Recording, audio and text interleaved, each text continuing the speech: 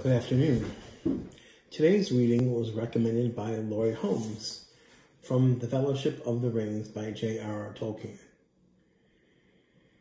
I wish it need not happen in my time, said Frodo. So do I, said Gandalf, and so do all who live to see such times, but that is not for them to decide. All we have to do is decide what to do with the time that is given us. Lori forwarded this to me. Actually, she posted it on her Facebook page and said that she liked it and wondered if I might make it a reading for our daily pastoral message. And I liked it, and I think it speaks well of the time I think we're in. Right now, many of us are wondering, wishing that this didn't happen now, that, it's not convenient or it isn't what we would really hope to be focusing on right now. The truth is, something like this could never be convenient. It could never be something that there would be the right time for. We're stuck with what we're stuck with. And rather than being fatalistic about it, I feel like this reading invites us to decide what to do with the time we're given.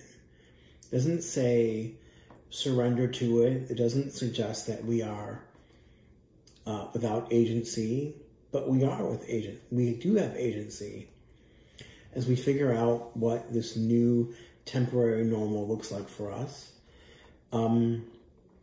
We still have agency. We can decide to do something crazy like pick up our old accordion or go for a hour walk or reconnect with people that we love and don't get to talk to very often.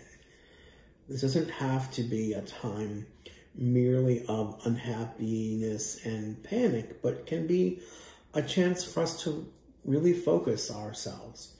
It's funny, I saw a meme online, because that's what we're doing now, is having this online, that said, I hadn't planned on giving up quite this much for Lent this year, which, whether you give up things for Lent or not, it's Lent for lots and lots of people around the world.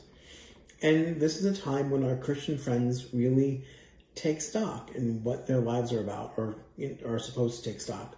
They're supposed to reflect upon what they do, which is partly why so many of them give something up for Lent. It's to remind them to be more intentional.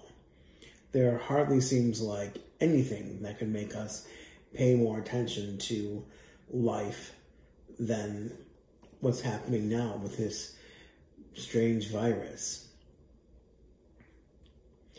And yet, even though many of us feel more isolated than normal, than usual, feel that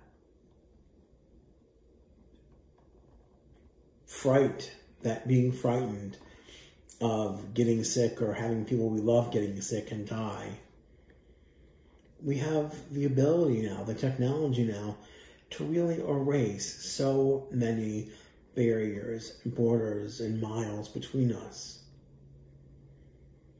I too wish this didn't happen in my time.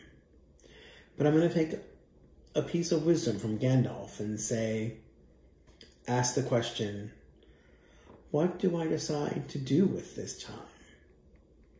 Not just the hour time, but the time that I live, the era of my life. What am I going to do? What will I make of this? This morning, we had our very first Reverend Joe's Virtual Cafe from 9 to 10:30, and we had 5 people show up. It was, I think, a good time. We'll have another one tomorrow night, which is Tuesday, from 7 to 8:30, and again, Thursday from 7 to 8:30, and Friday from 9 to 10:30 in the morning. It'd be so great if you could find your way to joining us one of these times. And we'll keep these up throughout the weeks that we're not together in a way to really try to connect as much as we're able to, while still keeping a safe distance from each other and staying home and staying safe and helping to contain the virus as it spreads from person to person, we can be part of the people who don't do the spreading. I know it's not ideal, but we can still connect. There's lots of ways. You can write a letter, you can call someone, you can Skype or Zoom with them, you can FaceTime with them. There's tons of ways you can do this. You can join us in our virtual cafe. Maybe even, if you ask nicely, wink wink, I'll show you how to do one for yourself so you can set up one for you and your friends who are outside of your church group. I hope you have a good day, and we'll talk tomorrow. Take care.